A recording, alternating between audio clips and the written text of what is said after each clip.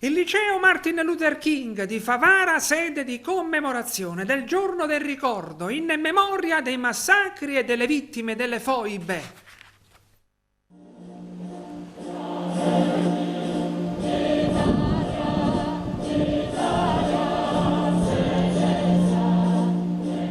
È una data fondamentale per tutta la nazione, quindi noi anche qui nella provincia di Agrigento vogliamo celebrare la giornata del 10 febbraio, che è una giornata che dobbiamo ricordare non solamente per le vittime, che sono state numerosissime, la dobbiamo ricordare perché dobbiamo lasciare ai nostri ragazzi, alle giovani generazioni un messaggio forte che oggi deve essere indirizzato a bandire l'odio e qualsiasi discriminazione razziale. Questo è il messaggio che io oggi voglio lanciare ai ragazzi nel momento in cui prenderò la parola all'inizio del convegno. Abbiamo celebrato proprio qualche oretta fa la figura anche di Giovanni Palatucci presso la questura.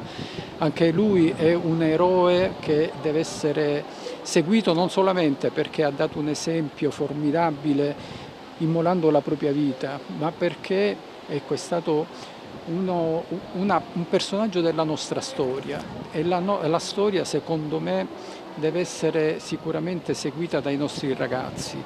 Oggi è una pagina di storia dolorosissima come quella del 27 di gennaio, del giorno della memoria. Il giorno del ricordo semmai è anche una pagina forse dimenticata della storia. Questo è il motivo per il quale ci troviamo all'interno di un istituto scolastico, perché i ragazzi debbano studiare e debbano approfondire questi momenti che hanno segnato la nostra storia e che la storia poi si tramanda, non è altro che un ponte ai giorni nostri, i giorni odierni.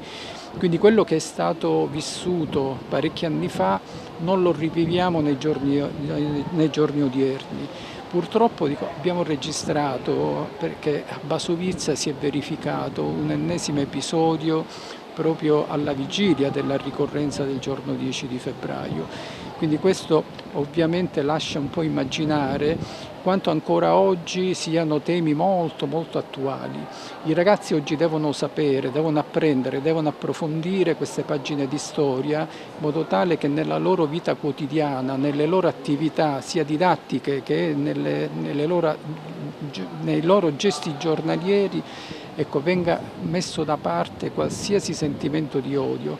L'hate speaking non fa parte del linguaggio dei ragazzi, il linguaggio dell'odio deve essere accantonato e quindi dobbiamo sempre proiettarci in sentimenti di pace, di fratellanza e di coesione. Questo è il motivo per il quale oggi le istituzioni si trovano presso l'Istituto Martin Luther King proprio per veicolare questo messaggio. È una giornata importante per la nostra scuola e che ovviamente ogni anno ricorda una data importante, il giorno del ricordo, l'eccidio di tanti istriani, dalmati e soprattutto una triste pagina della nostra storia, della quale tra l'altro i libri di storia non parlano molto, per cui già da diversi anni, noi siamo alla 12ª edizione della giornata del ricordo, noi riportiamo alla luce episodi, vicende, ricordi, nella speranza che gli orrori di eccidi come questi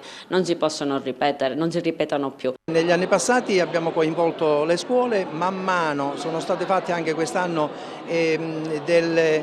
sono stati accolti degli inviti di Campobello di Licata, di Ravanusa, delle scuole di Campobello di Licata e di Ravanusa e anche della scuola Garibaldi di Favara.